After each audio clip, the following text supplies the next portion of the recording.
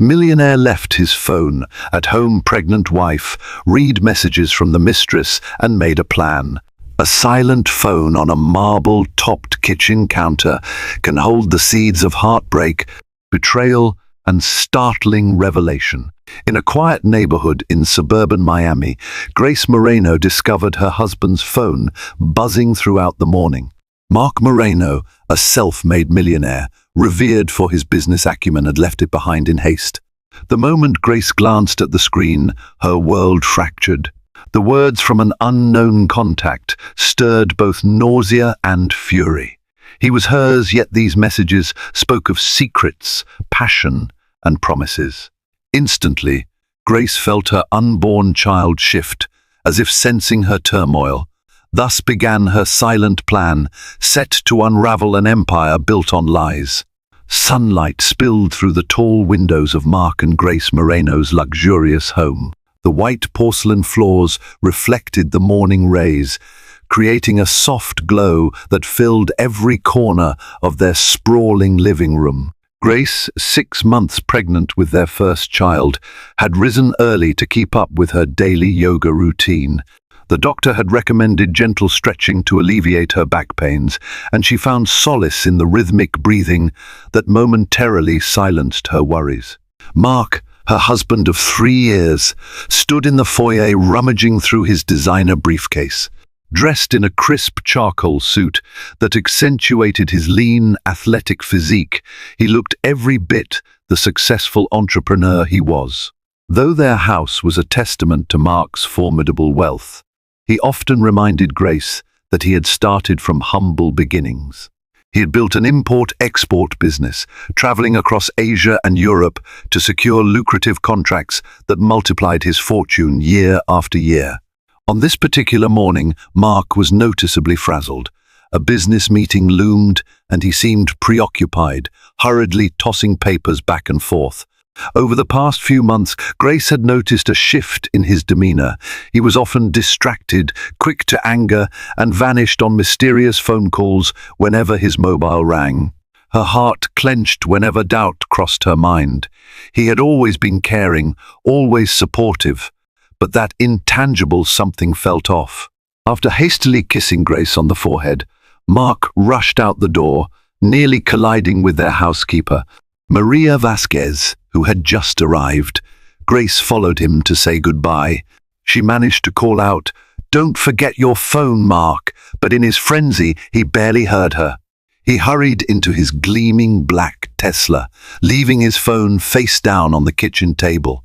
Grace shrugged off the moment at first. As she turned back inside, she paused. The phone, sleek and expensive, lay there as if beckoning her.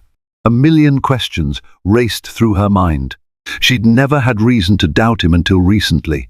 She decided to tidy up before summoning the courage to pick it up. The last thing she wanted was to appear paranoid or controlling. But curiosity gnawed at her. Maria, sensing Grace's unease, offered a reassuring smile. "Senora, it's good to sit down a bit. You have to think about your baby too." Grace rubbed her belly, an unconscious gesture she made when anxious. She thanked Maria and tried to push away the nagging suspicion, but her stomach churned with an unnamed dread. When the phone buzzed for the third time within 5 minutes, Grace felt an impending sense of doom that wouldn't let her ignore it anymore. She approached the phone tentatively, as if it were a coiled snake ready to strike. It vibrated once more, revealing a text message preview. Before her mind had fully registered what she was doing, she unlocked the device. Never in a million years could she have imagined how one morning oversight, Mark forgetting his phone, would unleash a series of revelations, heartbreaks, and alliances that would forever change her life. Grace's hands trembled as the phone unlocked. Though Mark had never explicitly forbidden her from using his phone, it was a tacit understanding in their relationship that each respected the other's privacy. But the abruptness of Mark's recent behavior and the repeated message alerts compelled Grace to put caution aside. The screen displayed an array of missed calls and text messages. At the top was an unknown contact labeled with just a heart emoji. Grace's pulse quickened, and she tapped it. What she saw next left her short of breath. Heart emoji, I miss you already. Last night was unforgettable. Heart emoji, are we still on for next week at the Delilah restaurant in Vegas? Heart emoji, good morning, handsome. Thinking about you. Shock rippled through Grace's entire being. The blood drained from her face, and she had to steady herself against the counter. For a moment, she contemplated the possibility this was some spam or marketing scheme, but the context of the messages and their tone made that impossible. They were intimate, personal, brimming with affection. Her worst fears began to crystallize. A mistress, someone Mark was seeing on the side. Her mind darted through memories, seeking a time or place that might have hinted at an affair. Mark's recent trips to overseas shipments, the late nights at the office, locked behind layers of strict deadlines. The occasional smell of perfume that did not belong to her on his shirt collars incidents he'd brushed off as incidental contact at social gatherings. Feeling nauseous, Grace shut her eyes. Her stomach churned with a cocktail of dread and heartbreak. The baby gave a gentle kick, as if sensing the turmoil that coursed through her body. She ran her hand over her belly protectively, tears threatening to spill. Still, a part of her clung to the hope that this might be a misunderstanding. With trembling determination, she scrolled further. The conversation thread was filled with flirty banter, plans for rendezvous, and countless photos, some of Mark, some of the other woman, a striking brunette with expensive taste in clothing. Photos from boutique hotels, lavish dinners, even weekend trips. Grace recognized the skyline in the background of one shot, New York City. Mark had claimed to be in Boston on that particular weekend for a quick conference. A new pang of betrayal tightened in her chest. The woman's name appeared in one of the earlier messages, Valentina. That name echoed in Grace's mind like a discordant bell, heralding the collapse of her world.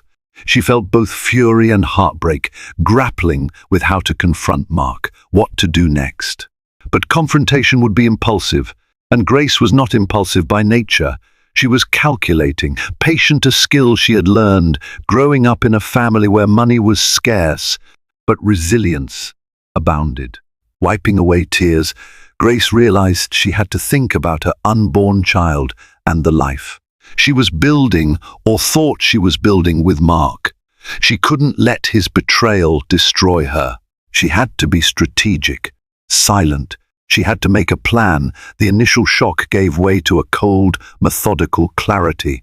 Grace had been raised by her grandmother, Marisol Hernandez, a formidable woman who taught her that survival was not about brute force, but about cunning and resolve. Grace's first instinct was to fling the phone across the room in anger, but she stayed her hand. This was no time for rashness. Still trembling, she methodically read through every text she could find. Some messages dated back months, indicating that Mark's affair had been ongoing for quite some time. Anger flared in Grace, not just at Mark, but at herself for not noticing the signs earlier.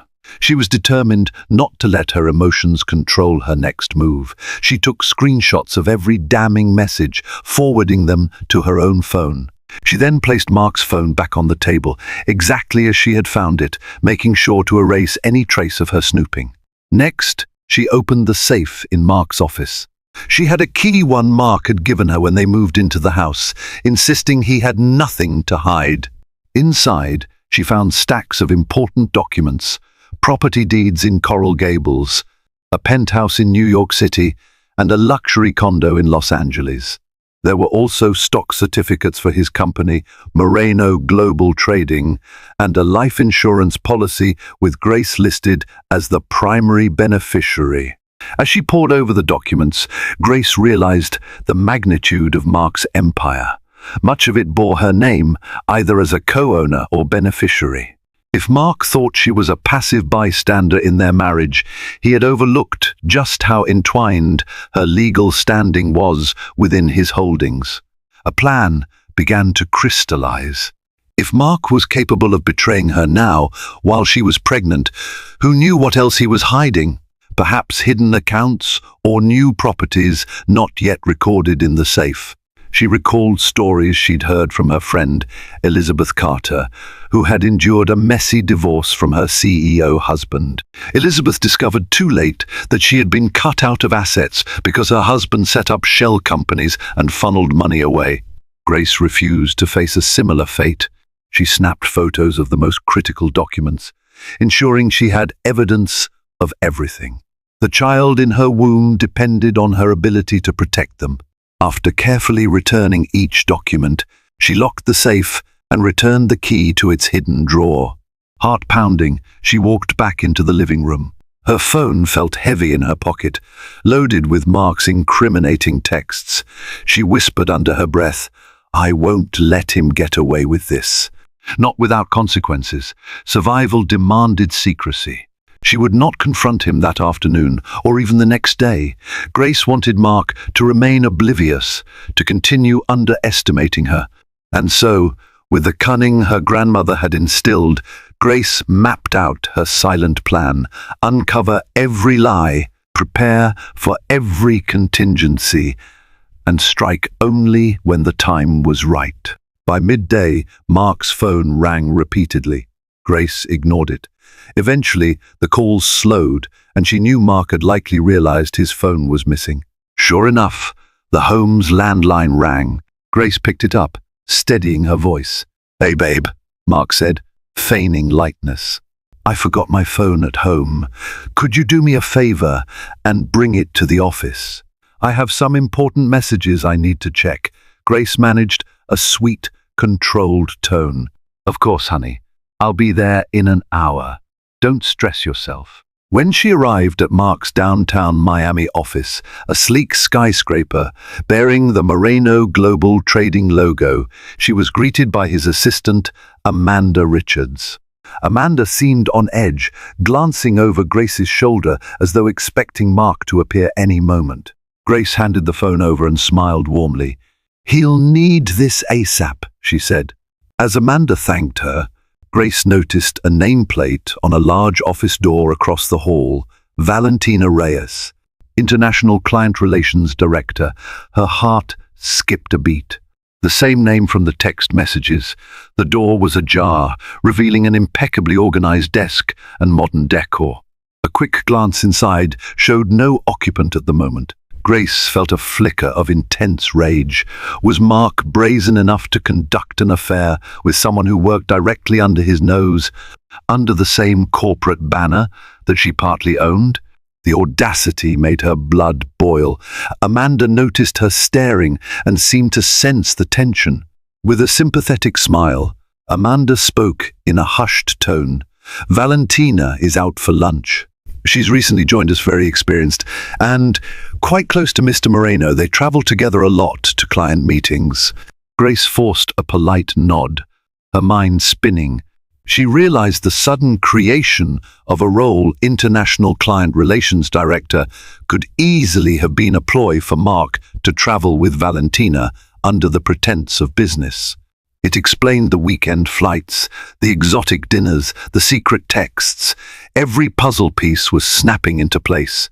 Determined not to betray her knowledge, Grace offered a cordial goodbye to Amanda and left. As she waited for the elevator, she noticed framed photos along the corridor, snapshots of Mark with international partners, handshakes after signing deals, and group pictures from corporate retreats.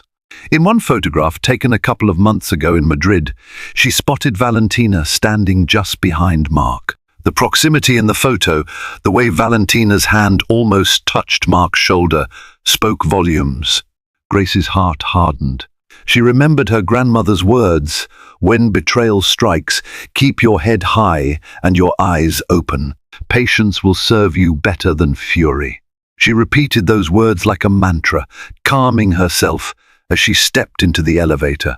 She had confirmed the mistress's identity in broad daylight. Now it was time to gather more intelligence quietly, stealthily, and ensure she had enough leverage to protect herself and the baby. Mark Moreno had made his move. Grace silently vowed that her counterstrike would be decisive.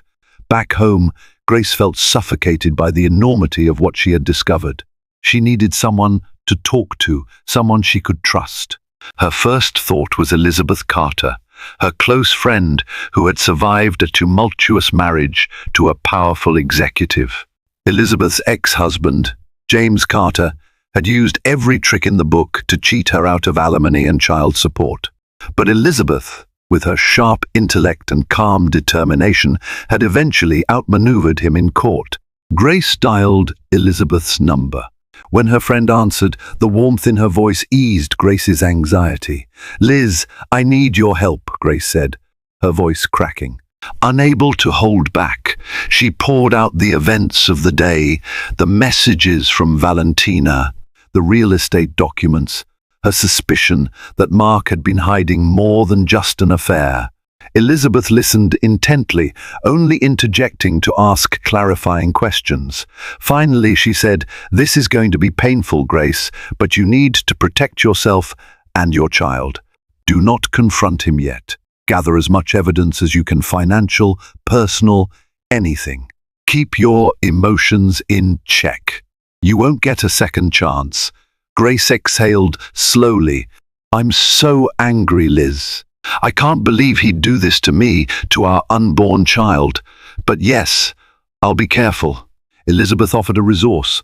Her own divorce lawyer, Mitchell Lau, who specialized in high net worth cases. "Mitch is discreet," Elizabeth said. "He can advise you on your options, prenuptial clauses, asset division, even custody issues. You need to know what you're up against." Though the idea of contacting a lawyer felt like a betrayal of her marriage vows, Grace realized Mark had already shattered those vows by sleeping with Valentina. She thanked Elizabeth and agreed to meet with Mitchell in secret. That evening, Grace steeled herself when Mark returned home. She greeted him with a soft smile and pretended not to notice his tense expression. He asked for his phone back as soon as he walked through the door. Feigning indifference, Grace handed it over, saying she found it on the kitchen counter. She tried to read his face, searching for guilt or shame. He only managed a faint, half-hearted smile, then disappeared into his study to respond to urgent emails. While Mark locked himself away, Grace rehearsed her next moves. She would meet Mitchell Lau, do more research into Mark's finances, and remain outwardly calm. Even if it tore her apart inside, she had to maintain the facade. She recalled how Mark had once claimed to value her intelligence and cunning. That might be the only compliment of his she still believed. The next day, while Mark was at the office, Grace scheduled her appointment with Mitchell Lau. She was determined to walk into that meeting armed with every detail. Within her phone, she stored a trove of screenshots, proof of Mark's affair, financial holdings, and suspicious transactions. Step by step, Grace was positioning her pieces on the chessboard, preparing for a confrontation that would shake her world to its very core. A week slid by in a tense routine. Mark came and went at odd hours, peppering Grace with half-baked excuses about new business opportunities. Grace responded with practiced smiles and gentle nods, all the while concealing her roiling emotions. During that time, she visited Mitchell Lau's office on Brickell Avenue. The building soared into the sky, reflecting the city's wealth and ambition. Mitchell, a tall, sharp-eyed attorney with a calm demeanor, welcomed Grace in a private conference room. Elizabeth Carter had paved the way, ensuring absolute discretion. "Miss S. Moreno," Mitchell said with professional courtesy, "Elizabeth told me a bit about your situation.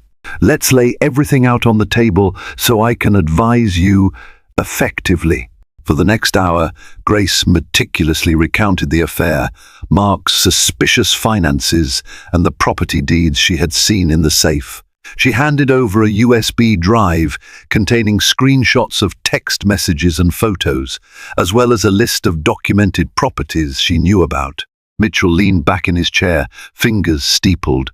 "You have quite a case, and you're certain you haven't confronted him yet?" Grace shook her head. I've been careful. I want him to underestimate me. That might be wise, Mitchell agreed. In Florida, if Mark is dissipating marital assets or planning to move funds offshore, we need to catch it before it happens. Infidelity, while not always legally significant for property division, can influence negotiations, especially if it's tied to financial misconduct. He also emphasized the importance of a private investigator. Gathering more evidence about his affair and finances will help, especially if you suspect Mark is obscuring assets. I can recommend someone who's very discreet.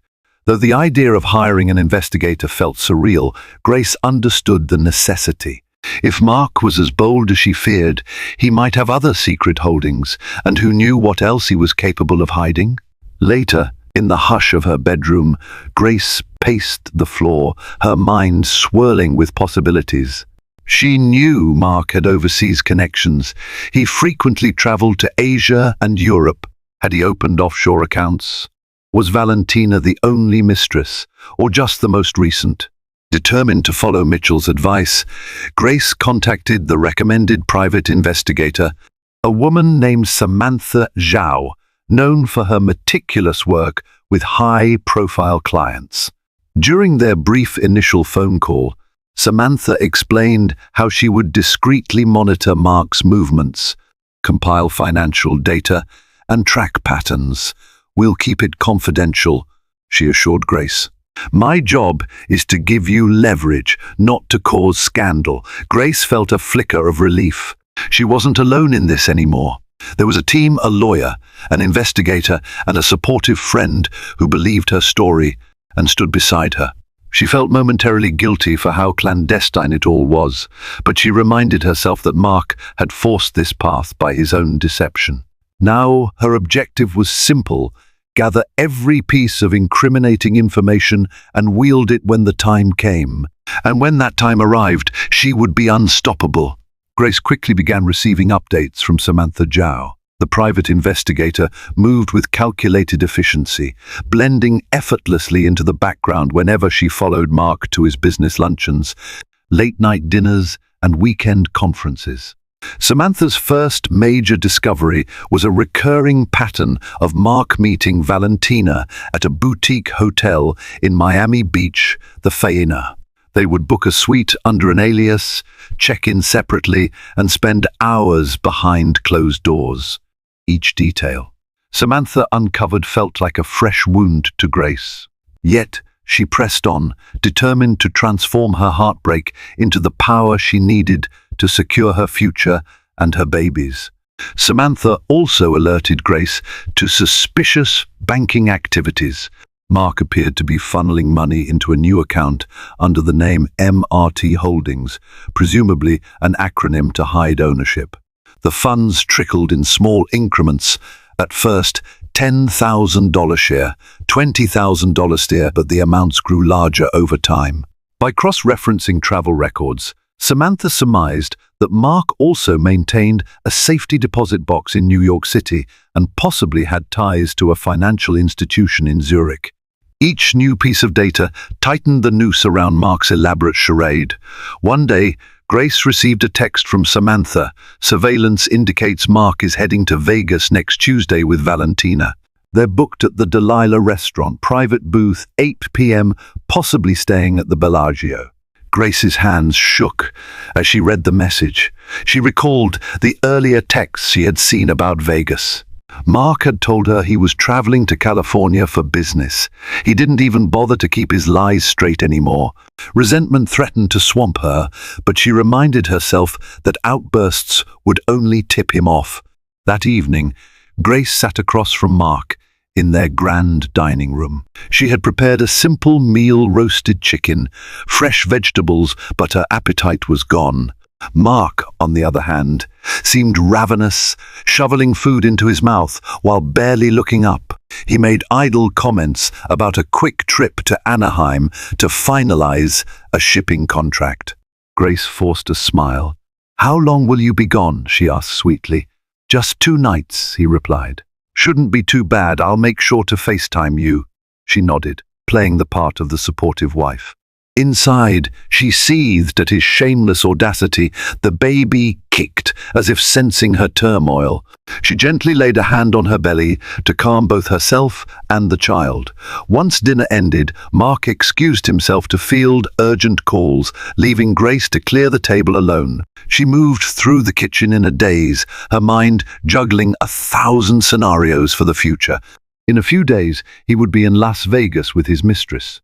Samantha would likely obtain more incriminating evidence. Maybe that would be enough to turn the tide legally. Perhaps she could freeze his assets, file for divorce, or even confront him outright. But the silent plan still held. The time for confrontation was near, but not yet. Patience was her ally, her grandmother's words echoing ever louder. As the trip to Vegas loomed, Grace found it increasingly difficult to maintain her facade. Each time Mark kissed her goodbye or placed a hand on her pregnant belly, she had to fight the impulse to recoil. Sleep evaded her, leaving her exhausted and teetering on the brink of emotional collapse. Still, she stuck to her silent plan, drawing on every shred of willpower.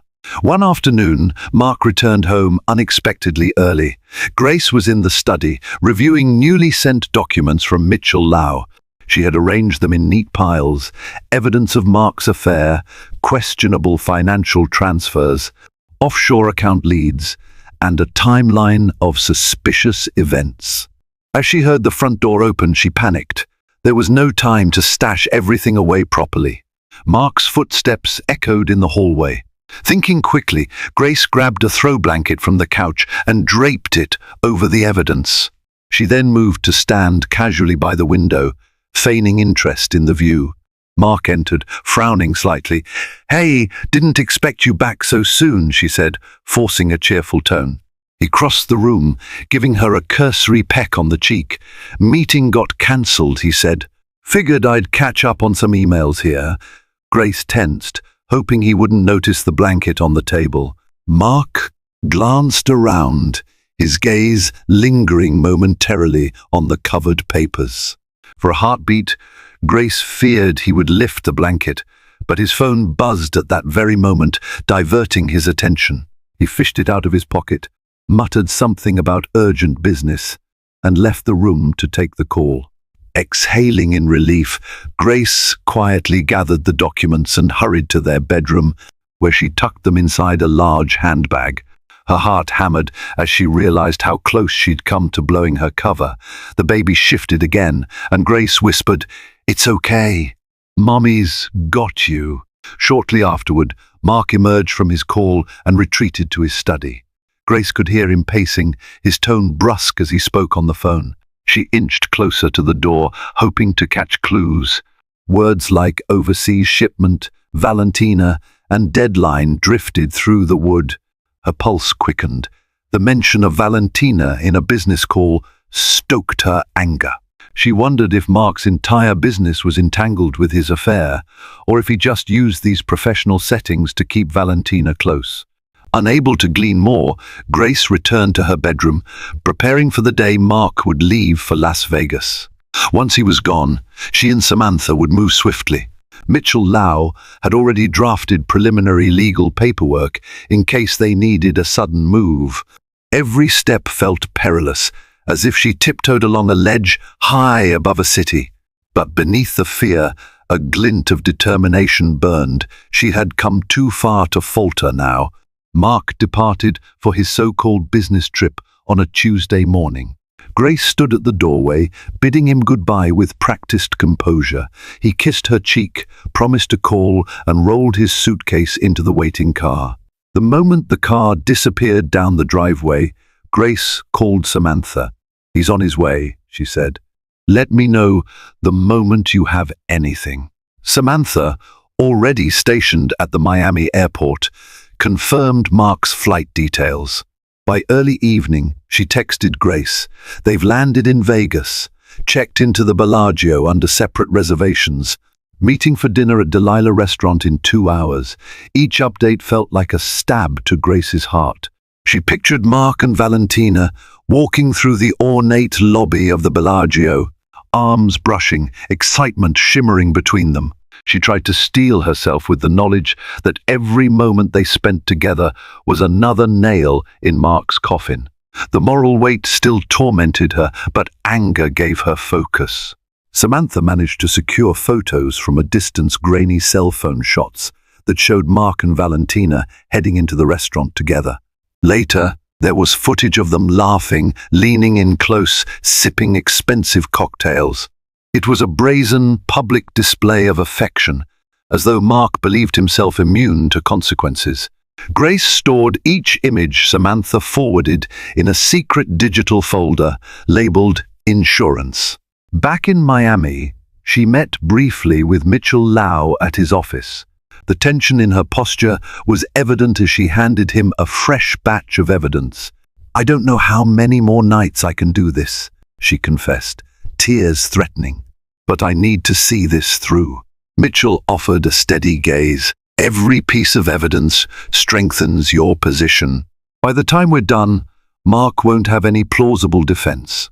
He paused, checking that the door to his office was shut. If he's been transferring or hiding funds, this also counts against him, especially if he's spending company money on personal affairs. Grace nodded. "He's been using the company jet more frequently too. I suspect he's blurring the lines between business and personal trips." "Even better for us," Mitchell said, though he softened his tone, recognizing her heartbreak. "We'll build a thorough case. Just hang on a bit longer." That night, Grace lay awake in their king-sized bed, staring at the empty space beside her. She couldn't help but imagine Mark in a plush hotel suite across the country, Valentina wrapped in his arms.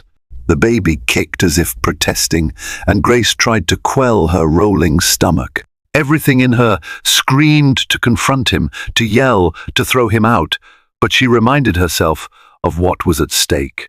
She needed a solid legal position, both for her future and her child's. In that sleepless darkness, she made one more vow. Once she executed her plan and confronted him, there would be no turning back. Everything Mark had built, his public image, his business empire, his illusions would come crashing down. She prayed that she would have the strength to endure it. By Thursday, Mark returned from Las Vegas. He strode into the house, a bouquet of flowers in hand, greeting Grace with studied enthusiasm. She accepted the flowers with a forced smile, noticing they were her favorite lilies. An attempted guilt-driven romance, she mused darkly. He recounted tales of productive meetings in Anaheim, bragging about new partnerships that would take Moreno Global Trading to the next level. Grace nodded politely, playing the role of dutiful wife while inwardly loathing every lie. But the next morning, something odd occurred. Samantha Zhao reported difficulties accessing certain financial records. Accounts that were previously open for scrutiny seemed to have vanished or locked behind additional firewalls. Mark's phone records abruptly showed signs of tampering, numbers erased, data wiped. It was as though Mark sensed someone was onto him. Grace felt a jolt of panic. Had Mark discovered her plan? She walked around the house, scanning for signs that he'd noticed anything amiss. Had he checked her phone, rummaged through her emails? She hadn't left evidence around, but her near accident in the study still haunted her. Desperate for answers, Grace contacted Elizabeth Carter, who offered her typical cool-headed advice. "If Mark suspects something, he might be covering his tracks," Elizabeth said, "but he's not likely to confront you unless he has proof you're snooping. He might just be cautious by nature. Still, you have to be extra careful." That afternoon, Grace found Mark in his home office, locked in animated conversation over the phone. She overheard snippets, words like audit, cybersecurity, and confidential. Her stomach twisted. Mark might be employing someone to tighten the company's systems, possibly hiring experts to sniff out unauthorized surveillance. If Samantha's digital tracks were uncovered, the entire plan could collapse. Maintaining calm, Grace knocked gently on the door. Mark ended the call abruptly. "Yes?" he asked, his voice strained. "I was wondering if you'd like coffee," Grace offered. A simple, domestic gesture to gauge his mood. His eyes flickered, and for a fleeting moment, Grace sensed suspicion. Then he relaxed, gave a short nod. "Sure, thanks." She turned away, heart pounding. She couldn't shake the feeling that Mark was on alert.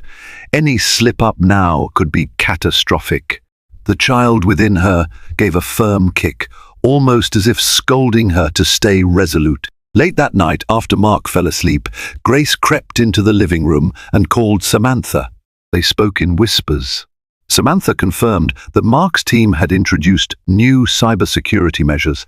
"I can't access certain logs anymore," she said, "but I have enough to prove he's funneling money offshore. The direct link to Valentina's personal accounts is fuzzy now, but we know there was at least one transaction." Tension coiled inside Grace. She had hoped to gather more evidence before making a move. But if Mark was securing his digital fortresses, time was running short. She would have to strike soon, and strike hard. The window of opportunity to confront him on her terms was shrinking. The pressure weighed heavily on Grace. Each day she acted the part of a calm, expectant mother, while inside she felt as though she were waging a silent war. She clung to her silent plan, yet a gnawing fear consumed her. What if Mark was a step ahead? On a Friday evening, Mark announced he was hosting a business dinner at home. Several top-level executives from Moreno Global Trading would attend, including Valentina. The news tightened a knot in Grace's stomach. This would be her first official encounter with the mistress. But she played along, forcing an excited smile. Mark ordered their personal chef to prepare an elaborate menu. He made a grand show of rearranging the living room and setting the dining table with expensive china. Grace hovered at the periphery, discreetly observing his interactions with the staff. His urgency, his attention to detail, it was as if he was determined to impress someone special. The guests arrived in sleek cars just after dusk. One by one, Grace greeted them at the door with polite warmth. When Valentina stepped forward, Grace recognized her immediately from the photos. She was statuesque, with glossy black hair swept into an elegant updo. She wore a striking designer dress that clung to her figure, and she offered Grace a brilliant smile. "You must be Grace," Valentina said, her voice dripping with graciousness. Grace swallowed the bile rising in her throat and forced a smile. "Yes, lovely to finally meet you, Valentina. Mark speaks very highly of you." They exchanged pleasantries, and Grace couldn't help but notice the spark in Valentina's eyes when she glanced at Mark. It took all of Grace's strength not to shatter a champagne glass, just to break the facade. During dinner, Grace played hostess, gliding between conversations, ensuring wine glasses were filled, and politely engaging with the executives. Mark boasted about new ventures, expansions into Asian markets, and upcoming deals in Europe. Valentina nodded along, occasionally adding her own input about client relations. Anyone who didn't know better would have presumed she was just another dedicated employee. But Grace observed the subtle glances, the brush of fingertips under the table when they thought no one was watching. Her fury simmered and her appetite vanished. Yet she maintained her composure, mindful that a single misstep could ruin everything. She was waiting for the perfect moment, that crucial time to leverage every piece of evidence and secure her future and her babies. As the dinner wound down, Mark stood and offered a toast, praising his team for their hard work. Valentina clinked glasses with him, smiling as though she held some private joke. Grace felt an almost dizzying disorientation. She was living in a surreal tableau, a proud husband, a devoted wife, a charismatic mistress, and a room full of bystanders, unaware of the ticking bomb beneath the surface. But soon, the mask would come off. With Samantha's latest findings and Mitchell's legal maneuvers, Grace was poised for the ultimate confrontation. She only needed a trigger, one last push, to catapult Mark's world into full collapse. 2 days after the dinner, Grace received a final file from Samantha, a trove of damning evidence tying Mark's offshore accounts directly to hush money payments for Valentina's lavish lifestyle. Hotel bills, flight itineraries, private shopping trips, it was all there, meticulously documented. That evening, Mark announced he was leaving for yet another overnight business meeting. Grace knew this was the moment. She called Elizabeth, who arrived under the guise of a friendly visit. Together, they waited until Mark packed his bag and headed for the door. Once he was gone, Grace summoned Maria Vasquez, the longtime housekeeper, and asked her to take an impromptu evening off. Confused but concerned for Grace's well-being, Maria complied. Minutes later, Grace texted Mark, instructing him to come back immediately. She pretended she had a pregnancy emergency. Panic must have gripped him, because he rushed home without protest, arriving in less than an hour. He burst through the door, eyes wide. "Grace, what's wrong?" She stood in the living room, Elizabeth by her side. The tension in the air was palpable. Grace's hand rested on her swollen belly, and she felt a steely calm settle over her. "We need to talk," she said, her voice low. Mark glanced uneasily at Elizabeth. "Shouldn't we do this privately?" Elizabeth folded her arms. "I'm here for support. For Grace." Confusion and frustration flickered across Mark's face. "Okay," he said warily. "What's going on?" Grace drew in a shaky breath. "I know about the affair, Mark, with Valentina." She steadied her voice. "I know about the offshore accounts, the money you've been siphoning, and the secret trips. I know you've been lying to me." Mark's face went pale, then twisted into defensiveness. "Grace, you don't understand. It's not what you think." She raised a hand to silence him. "I have proof. Detailed records, photos, messages. This ends now." Silence hung heavy. Outside, the distant rumble of thunder underscored the gravity of the moment. Mark swallowed hard, searching for a way out. "We can work this out." "I swear to you, I never meant—" "Stop," Grace interrupted. "I've already spoken to a lawyer. I have everything I need to file for divorce, seize marital assets, and ensure the baby and I are financially protected." Mark's eyes darted between Grace and Elizabeth. His bravado faltered. "Please, don't do this," he whispered, voice cracking. "We can fix this. I'll end things with Valentina." "It was just a mistake." Grace shook her head, tears brimming in her eyes. "A mistake is a one-time lapse. You've been living a double life, Mark. You betrayed our marriage, our future.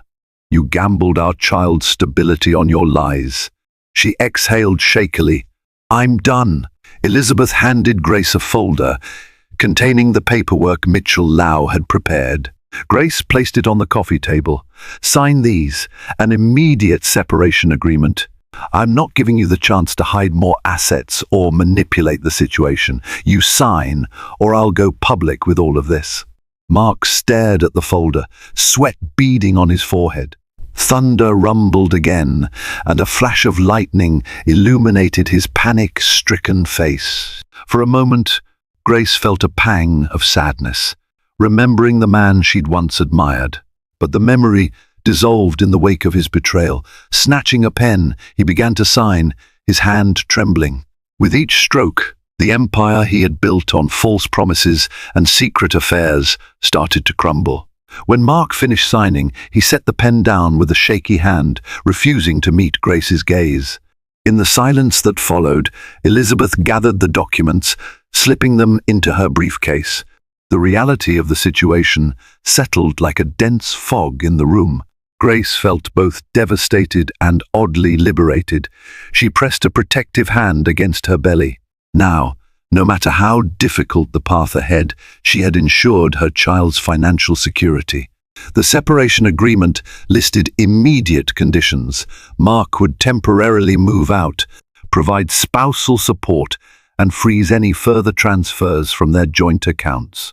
A formal divorce filing would follow within weeks. Elizabeth quietly slipped out, giving Grace and Mark a moment alone. Mark sank onto the couch, burying his face in his hands. "I never wanted to hurt you," he mumbled. "I just got carried away. The business, the power, Valentina. I lost sight of what really mattered." Grace blinked back tears, the ache in her chest overwhelming. "You destroyed what we had, Mark. I believed in you. You let me down us down." He looked at her with red-rimmed eyes. "I know. I'm sorry. Please, Grace, let's find a way back." She shook her head. "There's no going back to the life we had. It wasn't real, at least not for you. You want to fix something for our child's sake? Cooperate with the lawyers. Be honest for once in your life. That's the only chance you have to salvage anything." Defeated, Mark bowed his head, whispering words of remorse. Grace fought the urge to comfort him. Once, she would have done so without question. But now, trust had been shattered. His tears, his apologies, could not bridge the gaping chasm he created. Tension crackled in the air. The storm outside intensified, rain hammering against the windows. Mark staggered to his feet, gathering the last remnants of his dignity. "I'll pack a bag and go," he said quietly. "I'll respect the agreement." Grace offered no farewell. She watched him ascend the stairs, feeling oddly disconnected from the moment. The man who had once swept her off her feet with grand gestures was now reduced to a husk, forced to leave the home he once cherished. A short time later, Mark descended with a small suitcase, eyes avoiding Grace's. She walked him to the door, stopping just short of the threshold. The weight of finality pressed against them. In a soft voice, Grace said, "I meant what I said about the baby. If you want to be involved, do it through the right channels. Don't lie again." Mark nodded miserably. He stepped out into the storm, the door closing behind him with an echoing thud. For a long moment, Grace stood there, chest tight, tears slipping down her cheeks. She was free, but at a steep cost. All illusions were gone. Now, she had to face life as a single, expectant mother fighting for a future where betrayal had no place. The days following Mark's departure were a whirlwind of legal appointments, emotional upheaval, and unexpected relief. With Mark out of the house, Grace finally felt she could breathe. However, she was left to navigate a maze of complicated finances, looming court proceedings, and the heartbreak of losing the man she thought she knew. Elizabeth proved to be an unwavering pillar of support. She connected Grace with a financial advisor, Patricia Weaver, who specialized in restructuring assets post-separation. Patricia helped Grace create a clear snapshot of her finances, ensuring Mark couldn't siphon more funds. The child support terms, spelled out in the separation agreement, guaranteed security for the baby once born. Grace moved through each day with a new sense of purpose. Mornings were dedicated to gentle exercise and prenatal checkups. She decorated the nursery in soft, neutral tones, a space of calm and love untouched by Mark's betrayal. Afternoons found her in conference calls with Mitchell Lau, hammering out the finer details of the divorce. Evenings were spent quietly journaling, processing the cascade of emotions that threatened to overwhelm her. One afternoon, she received a surprising call from an old acquaintance, Catherine Sinclair, a journalist for a prominent Miami magazine. Catherine had caught wind of Mark's sudden step down from daily operations at Moreno Global Trading. Intrigued by the hush around it, she reached out to Grace. "Word on the street is that Mark is taking an indefinite leave," Catherine said delicately, fishing for information. Though tempted to spill everything, Grace measured her response. "We're dealing with private matters," she said. "I'd appreciate discretion for the sake of our baby." Catherine respected her wishes, hinting that any official statement would be reported sensitively. Grace thanked her and ended the call, her heart racing. The world was starting to notice cracks in Mark's public facade. If the media dug deeper, they could uncover everything. For now, Grace wanted to keep the scandal contained, focusing on her own healing rather than fueling tabloids. Weeks turned into a month. The divorce was in motion. Mark's mistress had retreated from the spotlight, though rumor had it she was still on the payroll, perhaps biding her time. Mark's attempts to contact Grace were sporadic, ranging from tearful voicemails to empty promises of change. She had Mitchell handle all communications, safeguarding her fragile emotions. And in the quiet of early dawn, when the baby kicked as if to greet the sunrise, Grace felt a surge of hope. Despite the betrayal, despite the chaos, she was carving out a path where she and her child would thrive. The empire Mark built might survive in some form, but Grace no longer needed to cling to it for her worth. She had found strength in the ashes of deceit, a strength that reminded her of her grandmother's wisdom. Sometimes you must let the old structures crumble to build something new and indestructible. 5 months later, Grace stood in her baby's nursery, gazing at the crib that she and Elizabeth had assembled.